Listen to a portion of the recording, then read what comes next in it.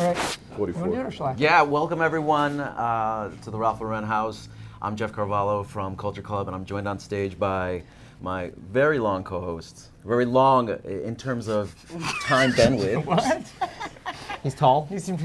Somebody, tall. somebody just came back from Vegas. I did. Yeah. Let me redo that. What was he doing in Vegas? We'll talk about Vegas. Yeah. Or you don't. Not. What happens there stays there. All right, moment of silence.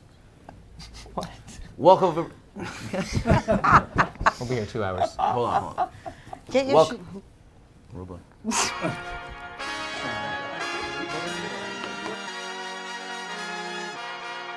Welcome everyone to the Ralph Lauren house in New York City. We are Culture Club. Thank you so much for joining us for this private, intimate event.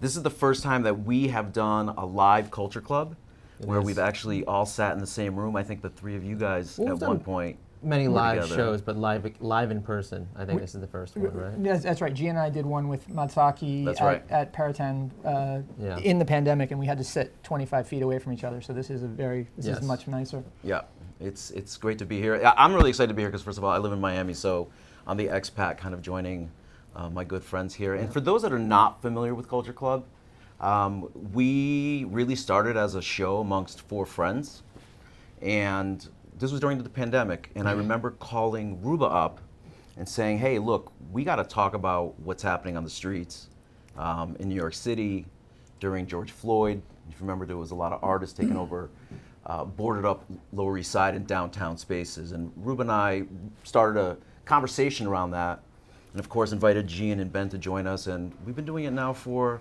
the better part of 3 years. Yeah, better right? part of 3. And this is show, I mean, we've got to be close to 100 shows, although this is season 2, and so this is episode 3. And you guys are all here, you know, to witness the birth of season 3. Yeah. Okay, was that a little florid, Ruba? Too much? Somewhat. Okay, all right. Fine. We just want to make one shout out. You know, Virgil used to be a part of the show as well. He was a guest that joined us constantly and made quite an amount of time for us. So we really kind of do this in his honor as well. Yeah, for sure. But today we're here to talk about an adventure that Jeff and I took over to the south coast of England, near Chichester, to the Goodwood Estate for an event called Goodwood Revival. Goodwood Revival is important because it not only is an amazing festival celebrating original car culture, 1940s, 1950s, and 1960s British culture, but also it was the inspiration for this new collection from Ralph Lauren Originals, which we are all outfitted in, and which also harkens back to the beginning of the inspiration of the Ralph Lauren brand from its early days. We're going to be joined by 3 guests who have a really interesting set of intersections with both Goodwood, with automotive culture, with style, and with New York, because New York is really the uniting factor for us. Charlie March is here. Charlie is from the Goodwood Estate and from the family, intimately involved in planning and executing the events. He's a driver himself, as well as just... He actually drove during this past Goodwood as well. That's right, yeah. We didn't get to see him drive, unfortunately, but he was there as Jeff and I were. We're going to be joined by Scarr Pimentel, who is infamous downtown character from his restaurant Scarr's Pizza, recently named the best slice in New York City. His recently opened Sushi. This is a guy that drips style and has a long relationship with both car culture and with the Ralph Lauren brand. And then thirdly, we're going to be joined by Michael Williams, who is a previous guest of the show, runs, as Gian said, the original blog. You called him The Blogfather. But Michael is from A Continuous Lean as a marketing consultant that works with lots of brands and does so to evoke the sort of fundamental tenets of those brands through collections and activations. So he's got a really interesting point of view on this. He's also visited Goodwood a couple of times. It's got so a we'll good get into newsletter, that. too. Fantastic. Pretty good. Pretty good. A Continuous Lean, you can find it on Substack. He's also a great podcaster, so he'll probably pull us up on our P's and Q's as we go through. I'm sure he will. All That's right. why we have Gian. Just fact check. Yeah. All right, so Ruba, ready to go? I think so. Gian, ready to go? Yeah, I'm good. Jeff, you ready to go? Let's go. All right. So we're going to start by taking you on a little trip to the second week in September.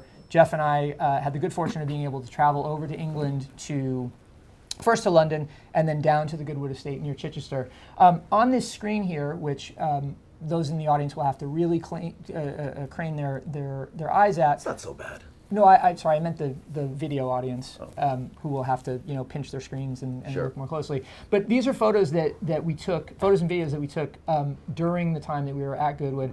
So the Goodwood Revival, and Charlie will again pull us up on our P's and Q's later, but is a 3-day festival that celebrates the automotive culture and the automotive heritage of Britain in the 1940s, 1950s, and 1960s. It's run by the estate. And what that means is that there is a tremendous amount of programming that goes into it to really evoke those days. So we're talking about period cars that are racing against one another, owners from all over the UK, and I would imagine from all over the world. There's period aircraft, because there's a landing strip at Goodwood. So Jeff and I got to see planes literally made of canvas, That's right. which I didn't know existed, but it was kind of a mind-blowing scenario. And then really the star of the show is the costume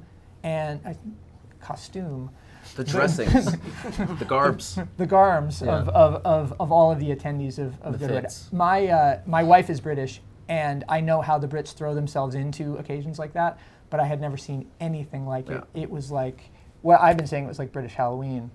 But I mean, but it was really remarkable. Everybody looks amazing, and then the estate does a fantastic job of programming in people who are playing period characters. Right. So you had suffragettes, you had post-war GIs, you had auto mechanics, and it was all really fantastic. You had period racers who were all there, and you'll see lots of those through the photos. So Jeff, you want to talk about some of the some of the stuff here? Sure.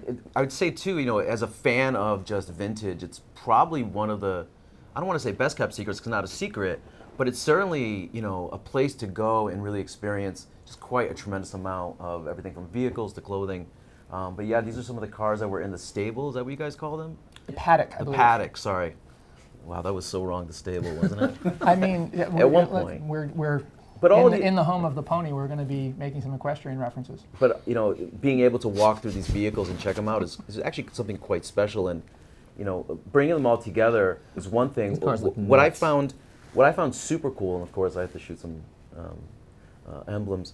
What I found super cool is the amount of locals from the area that are also owners that, say, have a vintage Bentley that's been in their family for the better part of 6 or 7 decades, bringing it out, volunteering, helping move people along through the fields and through it all. And what's interesting too, I think, and maybe this is a British thing, is Brits are just used to rain, I guess, in some way, right? So everyone always came over prepared, and I thought that was some of the coolest parts of it as well. It was a historically warm weekend, though. It was close to 90 degrees, which meant that there was a lot of extemporaneous dressing. You could tell that there were people who had planned three-piece suits in a tweed or a heavy wool and had switched at the last minute to linen, which was pretty fun to see. But in the photos, you can see people in period costume. This is a workshop, an automotive workshop that's replicated on. Your best friend. My best friend, there's me with Francis Bourgeois, who you may know from TikTok as right. the train spotter kid.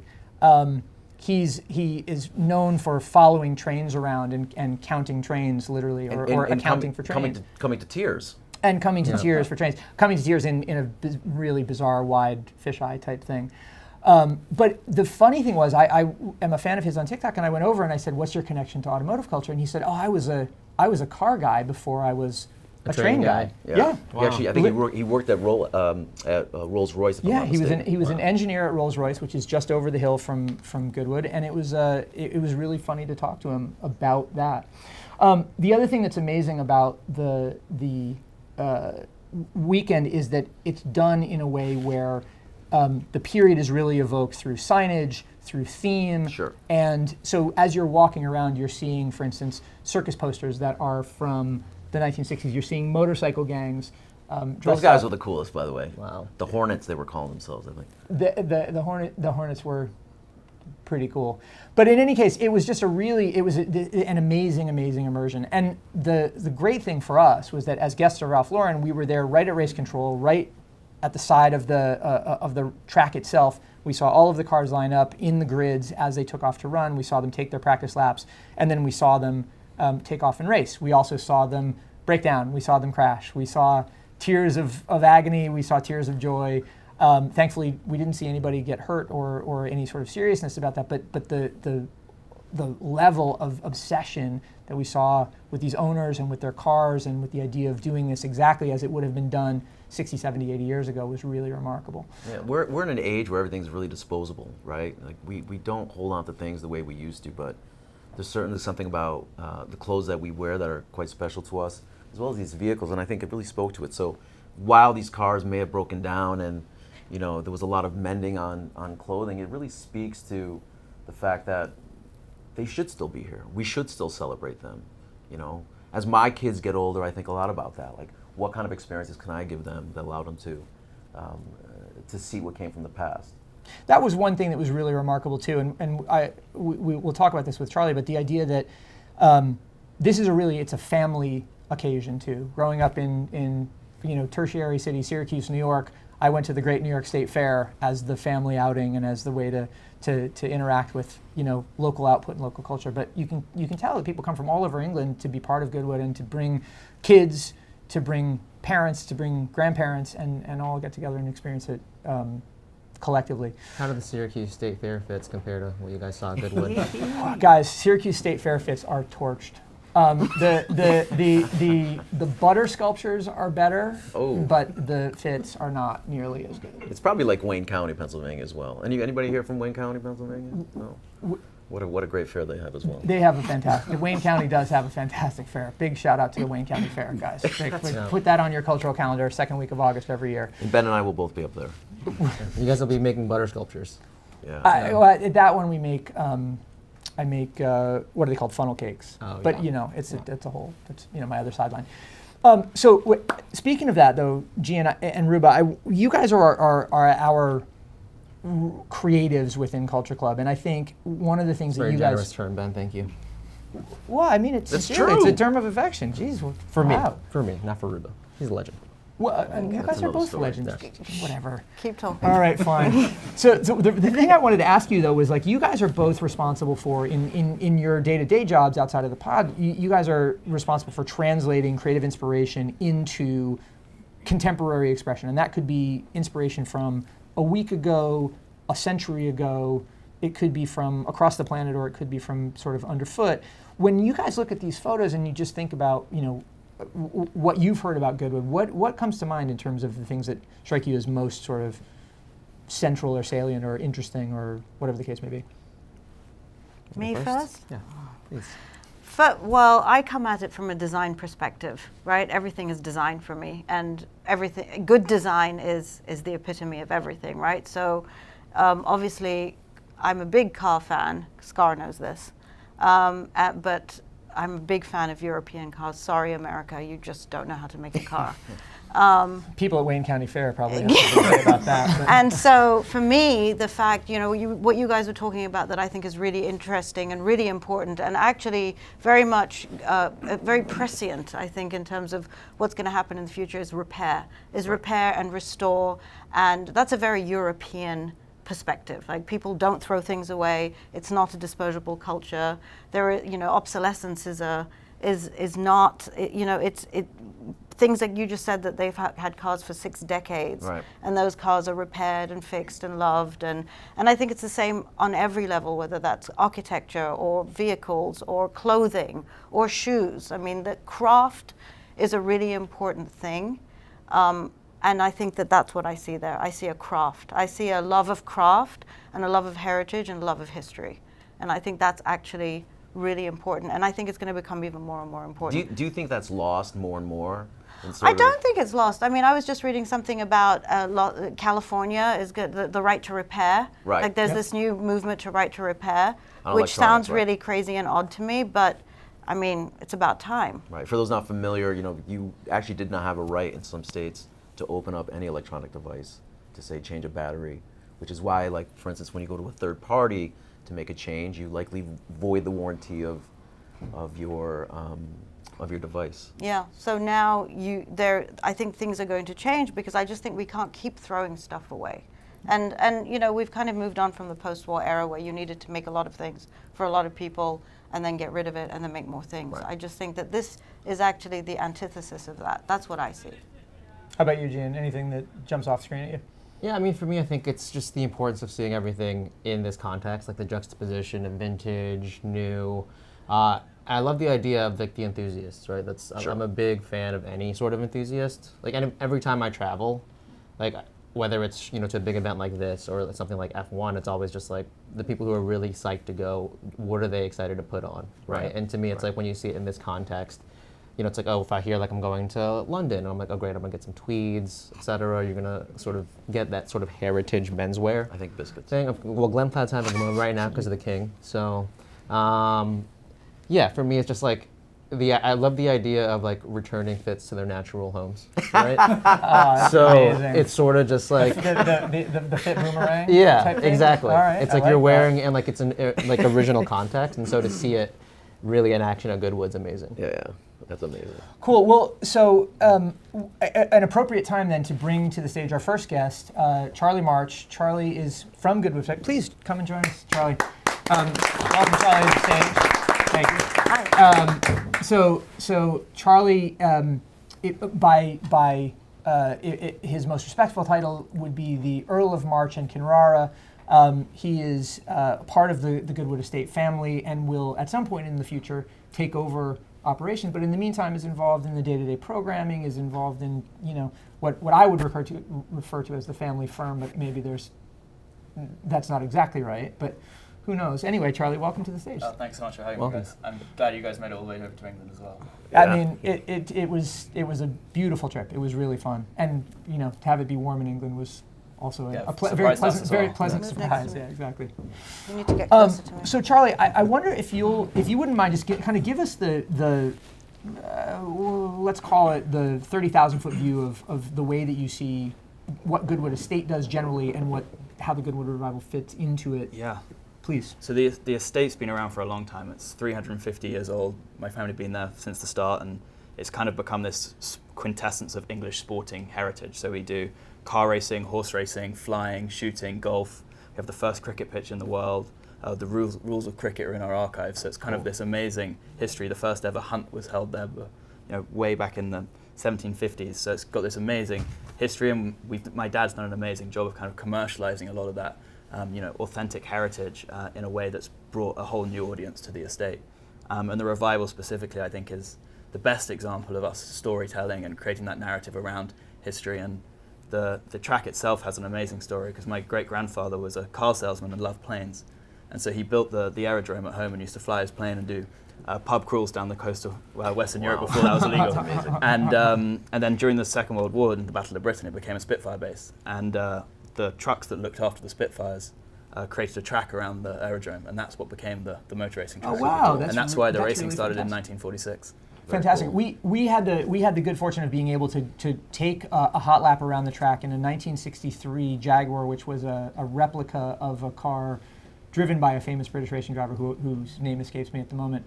But I jostled and elbowed and fought my way to get so that I could ride shotgun, and sat down and the gentleman who's driving us said, "All right, well, we're ready to go." And I said, "Great, where's the seatbelt?" And he said, "Well, there isn't one." And I just regretted that point of jostling for shotgun.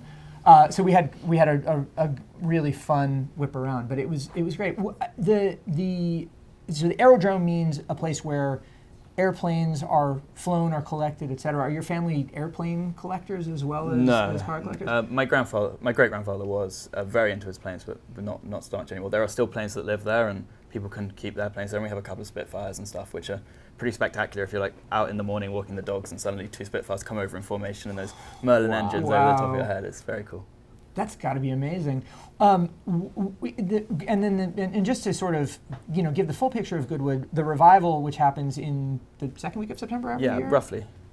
Is one piece of programming, but you do programming year round. I was joking with you that I was on the website, and right now it's Good Woof. Yeah, Good Woof is coming up in May, which is our dog event, which is I think it's the biggest dog show in the world now. I think we'll have like 12,000 dogs there, which is very weird. And there's a lot of weird things about having 12,000 dogs in one place, which we don't have to go into details on. But we do that, and then we have members meeting, which is our smaller car event for our members for the GRRC, and then the Festive Speed, which is our biggest event in terms of the industry and bringing together the future of mobility, why people move, how people move, and what that will look like in the future, and also telling the history of motorsport kind of across till the earliest days. And then the revival is this very specific historical moment that we try and tell a story around. One of the reasons that we wanted so much to have you on the pod to talk about this was also that, aside from being connected to the estate and being a driver yourself, you're also a style guy and somebody who's into gear the same way as we are. Do you think that comes from growing up around the revival and that sort of stylistic expression, or is it just from like watching MTV? I think it definitely helps. I mean, my dad's hugely into fashion. He's a creative at heart. He used to be a photographer before he took over from his father, and that was really what he's always been a fashion guy and always been a style guy. So I was brought up, wearing suits and ties a lot to the horse racing, and you're never allowed to look scruffy. You're never allowed to not be dressed in the appropriate way. Right. The appropriate way in a kind of modern way as well, not just kind of stuck up. And he was never like that. Always encouraging me to kind of go out and do my own thing and find my own style. And I think that's really come through in the revival as well. And the main ethos of the revival is Revive and Thrive, which is all about fashion, all about sustainability. How do we repair, renew, and rewear all these old clothes and cars and all that kind of thing? And getting part of that heritage there into my own style and own kind of thought has been a big part of it for sure. David W. Marks's latest book has a really cool chapter talking about the subtle luxury of King Charles, and how, if you catch him on a day, he'll have a jacket on that's probably 30 or 40 years old that's clearly hemmed. And it really speaks to that. It really speaks to keeping it. And please take this in all positivity. Your father had a pair of shoes that he looks like he loved. Yeah. He looks like he loved. And it really does speak to a lot of what Ruba was talking about and Ben was talking about around that.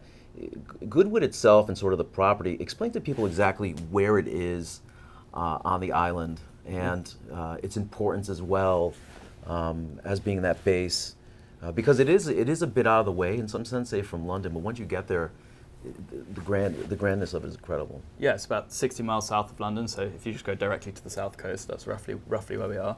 And it's kind of just far enough away that you'd feel like you escaped and you're not too close to anything, but just close enough that people can still be bothered to make the trip. And there's also, am I correct, the Rolls factory's right there as well? Yeah, the right? Rolls-Royce factory's just next to the track actually, so you could actually see it from the other side.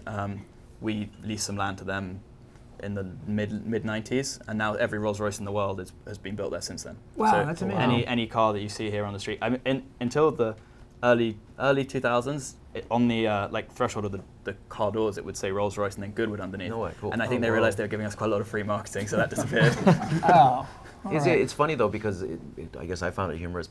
Bentleys were really, at least in my mind, the cars that really showed up in, say, the early 40s and 50s vehicles, and a little less of Rolls. Is there a specific connection to a that brand that you have without taking any affiliation? I race Porsches, and I've Okay. always loved Porsche, and I was racing a 1956 2-litre 911 that weekend, and I used to race a Cayman GT4 Club Sport in the UK and Europe, and I love Porsche. They're wicked, but I'm really a sucker for anything, especially the old stuff. That's not very British of you. I know. But on the Bentley and Rolls-Royce point, I think the Bentleys have always been better race cars, and they lasted longer, and people love driving them, so they're kind of more prominent. How does the typical conversation with collectors or with drivers work?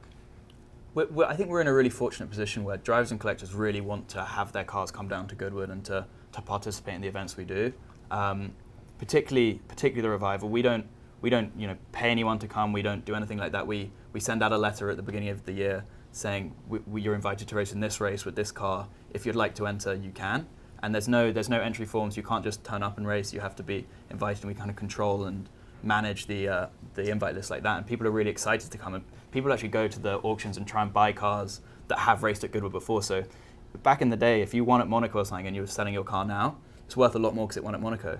And now you suddenly see cars turning up for auction being like, oh, raced at Goodwood in 2016, because people want to get their cars to be invited. By the way, people are coming with pit crews too. I mean, it's not just a collector and a driver in his car. I mean, they're bringing full functioning pits to keep these things going. Well, and families. Like the final race that we saw, we stood next to a woman who was clutching the grandstand railing and looking a little nervous, and we sort of said, "Are you okay?" And she said, "Oh, that's my husband in car number 1."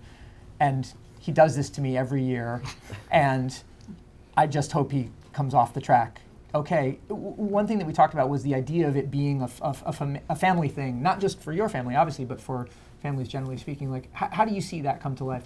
I think it's really important. For us, the event, whilst it is about cars and that is the heart of it, really everything that goes on around it is just as important. So we have dancing and fashion and markets, and you can go get your hair done in a classic like 50s salon, and it's really aimed at the whole family. It's not like a traditional car event in any shape or form. People really come, and some people come and don't even see cars. It's just about the fashion, or it's just about the dancing, or whatever it is. Then one thing I found really cool was when we entered, we of course got some pretty good treatment. We were able to take our Bentley through the crowd, if you remember. Unfortunately, I don't have any photos of this, but unlike Americans who would be screaming curse words at you for mowing them down, people were just incredible opening to up. be clear, no one was mown down. The driver drove at a very respectful pace through a crowd, but people sort of, it was interesting. They loved it. It was the car went through the crowd, and people appreciated the car and sort of looked at us and looked at the car and wondered who we were. And we had to admit that we were not the creatives from Culture Club. We were in fact just the other guys. But it was pretty amazing. Charlie, we're going to let you go in a second, but one thing that I wanted to ask before you do, you mentioned the Festival of Speed. We know that the revival is really important. We also know that you live here in New York, and part of what you do is work on the future of automotive and the future of mobility.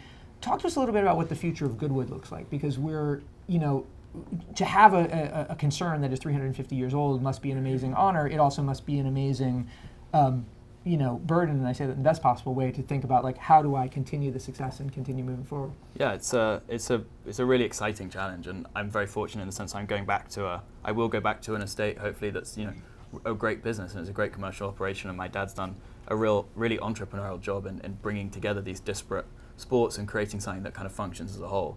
And compared to any other kind of traditional English estate, we do things very differently, and we run it very differently, and we have a very different outlook on the world, I think. In terms of what I want to bring, it's a really hard question, it's something I'm still grappling with. I'm so impressed every day by what my dad's building on top of those things, and trying to dive deeper into each one. And the obvious thing to do is to do international events at some point, and expand globally and do something like that.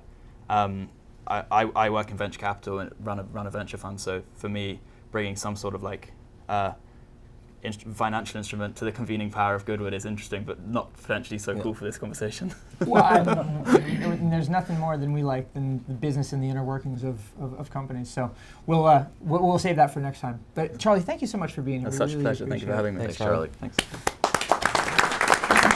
Should we do a sound check? Would you like to do a sound check? Yeah, this is in the middle of that kind of. We haven't sound done check. that so long. You're right. Okay, right. For old time's sake, go for it. Again, this is Culture Club. Welcome again. This is the original show, and we're here in the Ralph Lauren house in the middle of Manhattan.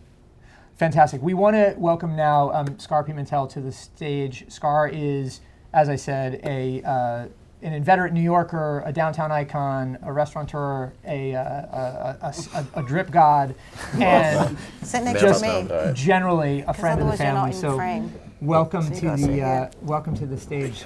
Thanks for having me, guys. Scarr, I wonder, as you sat and watched the photos and have heard all of this stuff about Goodwood, it must be interesting to think about legacy and to think about now with the success of the pizza place, with the success with now the opening of the omakase sushi spot. You are building a small but burgeoning empire, and certainly one that people love.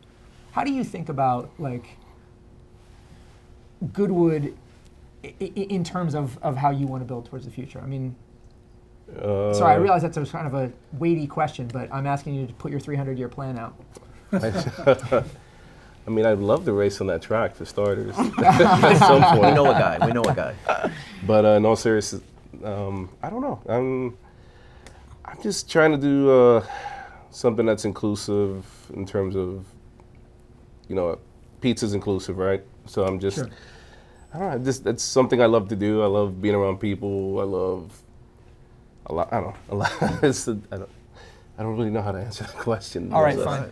Follow-up question. Can we just get reservations at Sushi Oku? Yeah, anytime? everyone's Yeah, welcome. Just We hit haven't me been up. yet. I Yeah, tell what's people up with that? Yeah,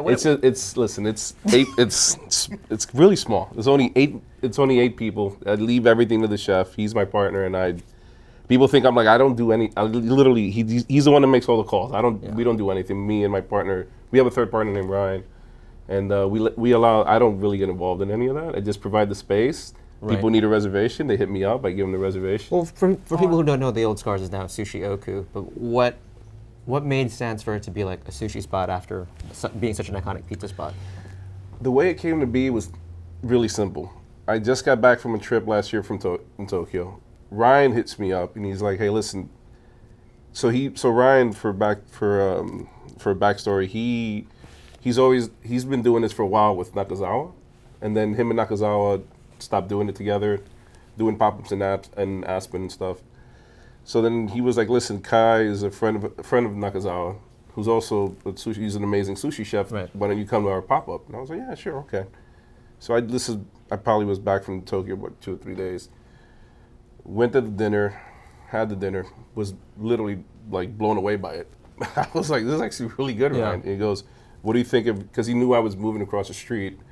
He's like, "What do you say if we decide to take over your old spot and turn it into an omakase?"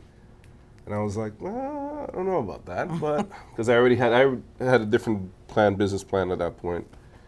So when that plan fell through, I hit Ryan back like probably 2 months later. I was like, "You know what? Let's do it. F it." But like, let's do it in his vision. I don't want us to be involved because I don't want people to say like, "Oh, we're just doing yada yada yada." And then I was like, "You know what? Let's do it in his vision. Let's see what Kai says, Kai-san says, and I'm cool with it." So, and I thought it was a great idea because usually, like most omakases, when we go, it's kind of stuffy. The people that are there, like I'm not rich, but like rich people next to you, you don't have a good time. Yeah. Like no one's like, you know what I'm saying? So we wanted to do something where it's more affordable, It's not downtown. the same quality, Sure. and people have fun. And ever since we opened up a Imagine month. that, a restaurant where people want to have fun, Yeah. right? Where people can have fun. But it was, it turned out to be great. It's like everyone loves it. Everyone has a great time. You have people from all walks of life. Like we'll have rappers with, it's cool. Everyone that loves it, like really loves it, which I'm surprised by. We haven't but- been there yet. Yeah, so. except So us. yeah. Yeah. Well, we would be half the restaurant. So for what it's worth, like, there's been some table management or some counter management that has to Yeah, happen. but like I said, it's not stuffy. It's not grossly expensive. It's like, it's super high quality fish.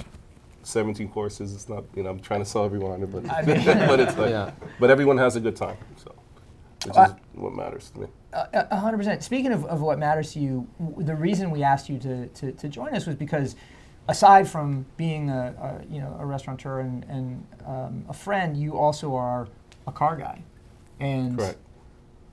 Is it fair to say you're a collector? You're an obsessive? You're I'm a collector of like odder cars than a 50s Aston or Yeah, sure. or a Yeah. 60s Ferrari. But yeah, I mean, I do have a decent collection. He's for the playing most this part. down. Yeah, so in giving you an opportunity to play it up in that case, what turns you on in terms of For me, of cars? Like what with gets cars, you going? like I just fell in love with it. I just remember sitting on my dad's lap and like holding the steering wheel. Like when I was 5 or 6, that was like that's also like it's just all of the nostalgia. Of course, yeah. It's like yeah. life-size Hot Wheels almost. Yeah. And then it progressed to going to Coney Island and driving the bumper cars and then Sure. go-karts and stuff like that. Just fell in love with cars. I started driving when I was like 10 years old, and my mom didn't know how to parallel park, so she would make me parallel park her amazing. car. Oh, that's I was amazing. 13, 14 years old. Yeah. I got to work on my son is 17. I got to get him to parallel park. Yeah. Well, I mean, my sorry. mom still doesn't know how to parallel park, but to this day. Did your taste in cars at all inform like your taste in clothes? I mean, it's just growing up in the city. It's like you get introduced to everything. Like Ralph was introduced to me because it's always been a part of car culture, in my opinion. It's always like intertwined. Like we didn't have internet at our age. Like when we were 13, 14. Like our desire was like, let's get money, let's get a car, whatever. Whoever has the flyest car. And then it was always, we go to car meets, we go to like whoever had the nicest cars. And so it was like, car culture was always a huge part of our like youth growing up here in New York. And so from that time then, what are the cars that are sort of totems for you? I heard you on a podcast on a car. I mean, podcast, I already and own the one. You were The one trading I've models always- in the same way as Charlie was talking about. I was just gonna you know, say, do you own the 57 one that you aspirated want? The Porsches. one I've always wanted, I own now. So What is it? Which is the 1999 AMG E55 W210. Because every person that I knew, they had one. I was like, I need to have that. Like Jay-Z had one. Okay. This is before he became famous. He would sell tapes out of it. Oh, like wow. Oh, wow. The Rockefeller record. It started with that car. So it feels like that's not only like a Grail object, but it's also like a cultural birthplace in kind of a strange way. Correct. It was like, the 90s were like probably the best. I was fortunate enough to grow up in the 90s, and that was the best time ever. So watching him drive that, like the Bug-Eye Benz was like always my favorite car of all time. And then white too, just like theirs in white. But they didn't have an AMG that had just the E430, because they had a 98 E430. They didn't come out to 99. So Outfits to match? yeah. Great. I do got a question though. Being a car collector in the city must be so difficult. Like, where do you put them? In Brooklyn, Bushwick. I have a garage out there. Okay, so you're storing your own. Yeah, I bought Phil Toledano's Lancia as well. I own that. I think I saw that in Mike's video, if I'm not mistaken. Yeah, he was like, we were doing a pilot for a car show, and we were interviewing him. We weren't friends at all. I didn't know he lived a block up from the shop. And then he took me to his garage, and I saw the car, and I was like, wow, this car's pretty cool. And I remembered it from Magnus Walker's video, because he borrowed his car to film the video. I didn't know that at the time. And I've been friends with Magnus for a while before I knew Phil. So I asked Phil, I was like, are you selling this car? Just curious. And he was like, as a matter of fact, I am. And I was like, he wanted a crazy number, and I was like, no, I'm not paying that crazy number for the car. But we came to a good agreement and ended up buying the car. Plus, I feel like the car has some sort of provenance because he owned the car as well. Yeah. So I haven't even touched it. I haven't done anything to the car. He's done some like light mods to it, which I feel like you need for those the Evil 1s and Evil 2s, which makes the car a lot of fun to drive. It's about 300 horsepower now, so it's a little go like it feels like an adult go kart, so it's a lot of fun to drive. Yeah. You mentioned wanting to drive at Goodwood after seeing some of the photos. Do you get out on the track at all and race? Yeah, I used to street race a lot when I was younger. Okay, but not on the track so Best much. track in the world. Track a little, once or twice I've been on the track. I'm pretty good. I'm not that bad, I feel like. I have to say, one of the things for me about going to Goodwood was watching these drivers drive fearlessly on the track. The only time I've ever driven on the track, didn't like it at all. Really? I love driving. Well, you know what I was in the back seat. No. Sorry, I don't mean the hot lap. I mean another time when I actually drove, and I consider myself a very good driver. I love driving. I drive all the time.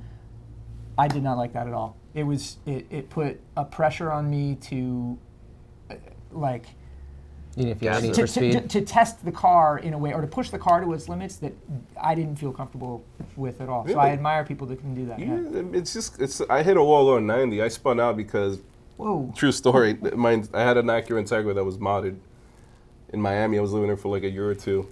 And I hit a wall. I spun out because I was too cheap. I forgot that I fixed the wheel with a patch instead of replacing the wheel.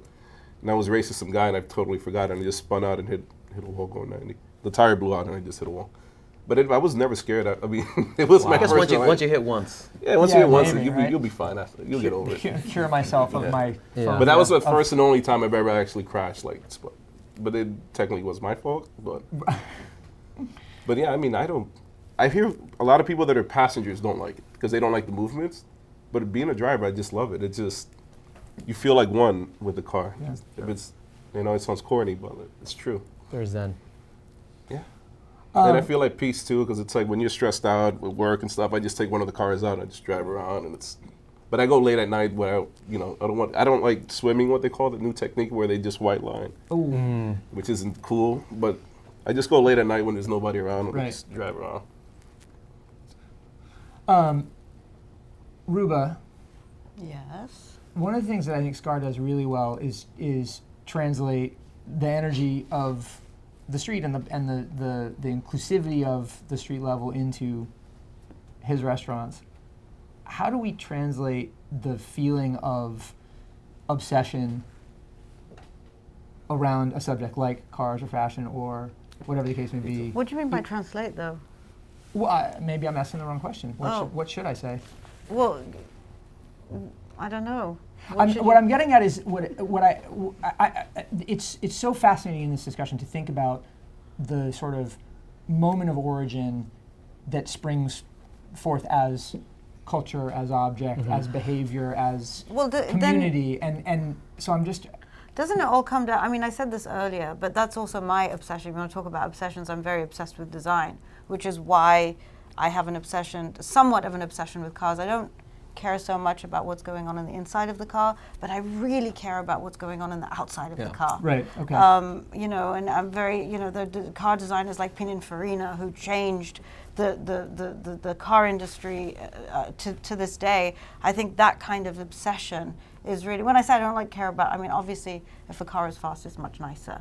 But I don't want to take an engine apart. And my son is he's sitting here in the audience, he's very obsessive about all aspects of car and automotive. I really care about how they look. I mean, there is a sexiness and there's you can't disassociate art and fashion and all of this from it's all kind of combined. I think the technical term for you both are talking about is vibes. It's not vibes, it's design obsession. Yeah. It's not it vibes. still has vibes. Okay. I don't know about vibes. That's not technical. No, and it's not. It's not scientific. Technical vibes. It's about. But she just cares about how the car looks. I care about how the car looks, but it has to. Doesn't care how it drives or anything. As long as it looks good. That's the vibe. If I'm not mistaken. It's a vibe. Because it becomes a project, right? It's like you want to restore the seats, I like all and you aspects. like I like this. everything. I'm a nut, so it's like the color has to be right with the interior. The interior has to match. I'm sure that's the same. The engine, the suspension, the braking. But that's design. Like when I first came out in cars, all I cared about was horsepower. I was a dummy. I was young, and but you got it's all about balance with the car for me. But your cars, the outside of your cars are very special. Yeah, they're all balanced though. They're all like the engines are I like everything. The engine has to work, but if it doesn't look good on the outside, if the rim gets scratched. Yeah, but I'm a nut. I fix it right away. I paint it if I get a little chip on any of my cars, I paint it Like I'm a perfectionist in that aspect. Because that's the art side of it.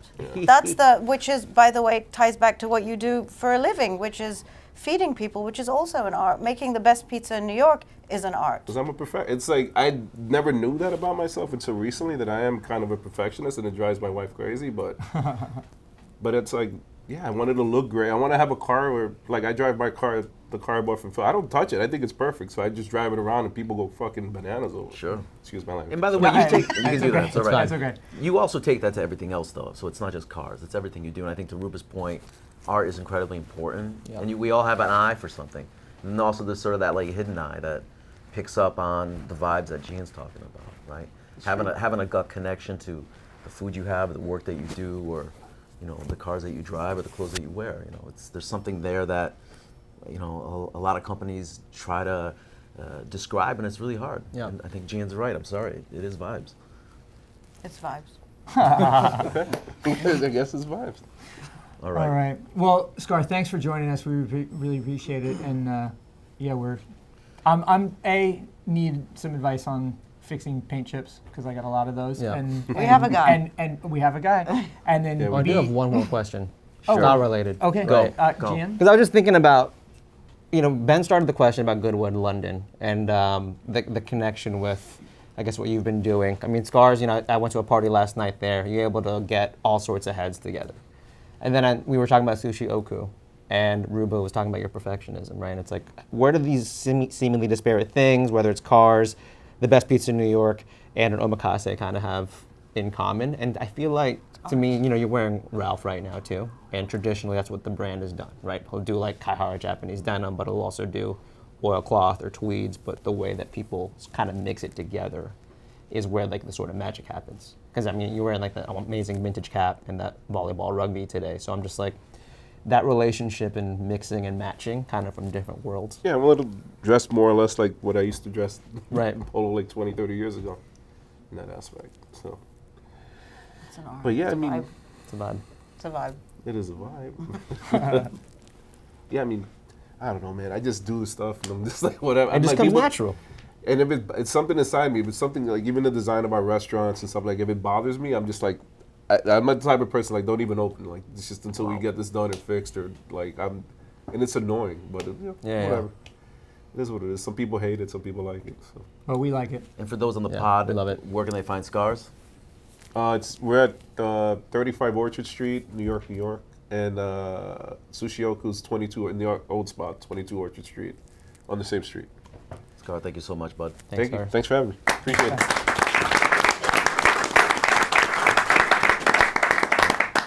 What are we doing on time? We're doing fine. We're going to welcome our last guest to the stage, Oh. Mr. Michael Williams. Before we do that, folks, just a reminder, this is Culture Club Show. This is Season 2, Episode 3. We're here live at the Ralph Lauren men's flagship store on the Upper East Side of New York in the Haberdashery Room on 3. Say that again. The Haberdashery Room on 3. And we are very pleased to be joined by Michael Williams. We said it in the intro, but he is a friend of the pod, is a longtime influence, I think, on all four of us. Sure. In terms of how we think about information gathering, level of detail, and investigation, just general sort of casual style. So He also knows what haberdashery means. he also is a... I've been to a haberdashery. We have some flashcards You've for been us to later. okay, good. I just want to say that I was nervous to be here, and thank you for having me. And Ralph, thank you for having me. I was nervous to be here until I saw Charlie and Scarr come up, and now I know no one's ever going to remember that I was here anyway. So it's Oh, come on. That's not no, these fair. guys were great. These That's guys not were fair. great. They were I'm like, I don't fantastic. race cars. I have no vibes. Totally You know what else? Don't What play else? that game. Pizza. I can do the pizza thing. Yeah. No, I think we're you might here not to be talk able about to fabric do- weights. I think you might not be able to do the No, pizza no, I thing, can- but no, you of course definitely I have can. the vibes. I Yeah. think pick the vibes over the pizza. Okay. Okay. You're not going thank to win you. on the pizza. Okay. Oh, no, I wasn't saying that. I can just, patron his. Yeah, you're from establishment. LA. You already That's lost the all I pizza meant. part. Yeah, you lost the pizza Yeah. battle. All right. See, I have nothing. All right. I'm glad we've Well, all right, so- all right, I've so- been to You've got the Goodwood vibe. though. I've been to Goodwood. Yeah, Well, there you that's go. what I was just Yeah. going to say. Michael, you've been to Goodwood. Give us, to sort of bring us back full circle to begin with. Tell us about your impression of going to Goodwood, why you went, and sort of, what stayed with you. Okay, so if you come to this part of Madison Avenue and you come in this building and into Ralph's world, you recognize that there's an ability to build a universe. And if you go to Goodwood, it's shockingly like going back in time. There's very few things I've ever been to, and I'm not a paid spokesperson of Goodwood, and I have, just sort of didn't know going in what it was going to be, and was shocked to be there and sort of transported to another era. And I honestly sometimes will look at the photos that I took there, and it's like I was on that was like a Christopher Nolan movie. It's like the only way I can describe it. It's just incredible place. So, and have you ever been anywhere else like it? There's it's. I think it's very difficult to do sort of period anything or vintage anything without it becoming sort of without it feeding upon itself. Right, sure. And you go there and it's done in this very earnest way that doesn't feel sort of overcooked and doesn't feel silly, and everyone's having fun with it, and you sort of you threw out the Halloween thing, but I think it's interesting because there is some of that in terms of the excitement around it, but it's also done in such a serious way, and it's very true to itself. And in that sense, I find it, very consuming. I've been to other events that are really, really special, and you can feel it. And I think that controlling what the event is can make it. Control can be a very good thing with events. So I think in that sense, like you sort of get that feeling when you're at Revival specifically. Yeah. Sorry, I want to clarify that when I said it was like British Halloween, I meant that in the way that I am always amazed at the way people in America throw themselves into Halloween, and the totality of the way in which people throw themselves into it, I thought was really fantastic. Cool. Michael, one of the other reasons that we wanted you to be here with us is that you are certainly an expert, if not an obsessive, on fit, fiber, fabric, Pants. pants. Everyone needs them. I mean, Yeah, I mean, why not? So they say. Yeah. this is from a guy who wasn't wearing Except a shirt for last night. Yeah, This is how we know you're from Miami. Yeah, except for Jeff, who, or Josh even, who can wear a kimono, True. No problem. Usually with pants.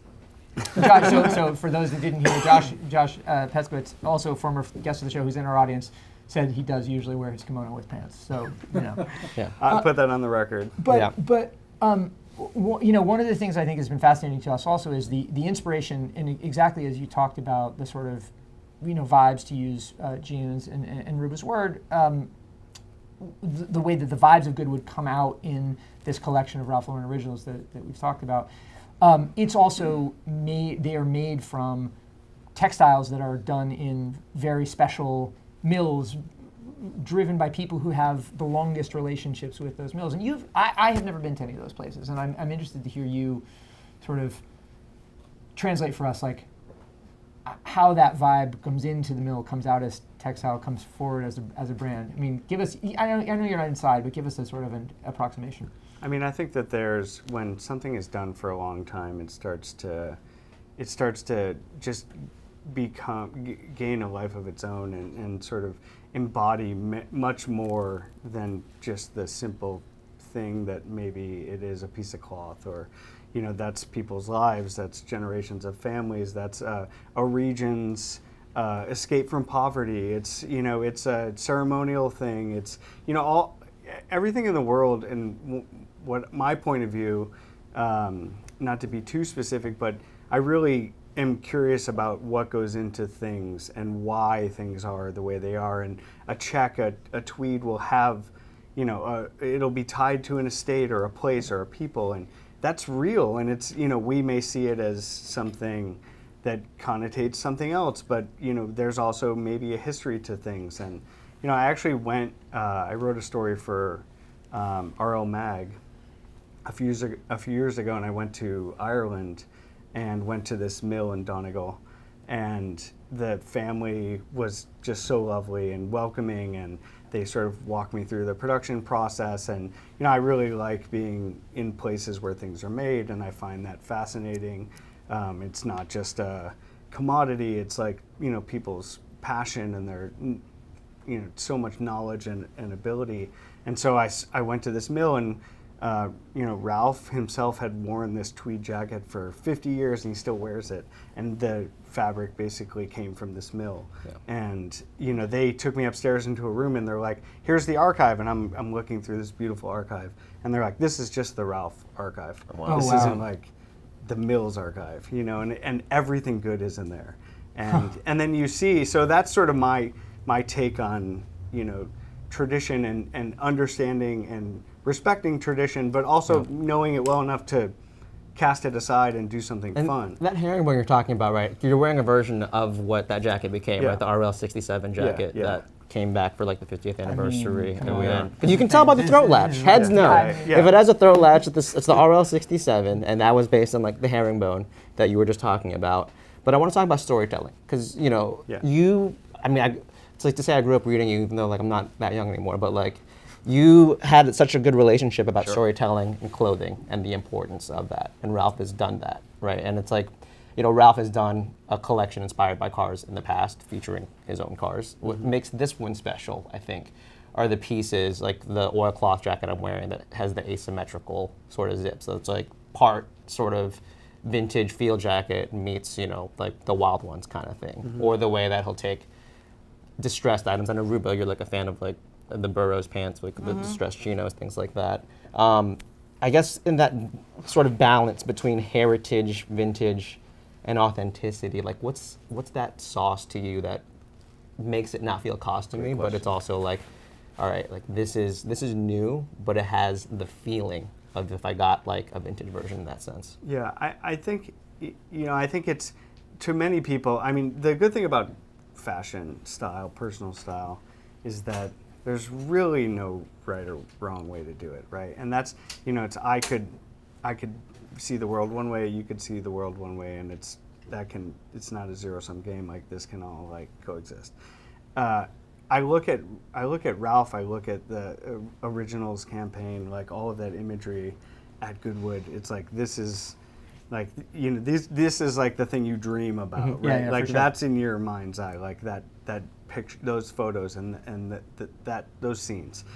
And I always think of, so to get to your question, I think about a lot about people that understand why things go together, or and often it takes, you build to a point of understanding, and then you feel like you see the playing field, and then you can sort of unwind it and do things differently and play with it. And I think that to me is like the interesting sort of point of tradition and style, where it's like they get it enough to go over the top and like do something crazy. And Right. like Jason Jules, it's like that guy like understands Ivy so well, and he does it in his way that I'm like, this is it. This is like motivational to me. Like that's, and I a lot of times like express those things through the sort of building blocks and how those things came together, but not, I don't sort of express that a lot with my own personal style. It's more of like something I like to think about versus something I like to sort of offer to the world or whatever, Right. In person or whatever.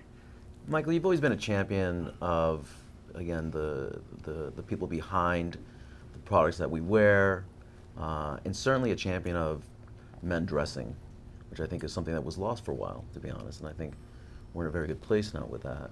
And I'm curious, over the years that you've been writing and talking about the space, what keeps you coming back for more? Well, I know that every 10 years I'll be relevant again. Yeah. Oh, wow. No, I think I like that things cycle, and like and there's a lot of times where it'll be an offbeat for me, and I'm like, this isn't my world, but I can still, I've arrived at my own sort of personal point of view on the world and personal style, and while that's always evolving to some degree, I like that I can sort of feel like I have these things figured out, but also, go against the grain is like almost more fun for me when everything's cycling against what I'm into.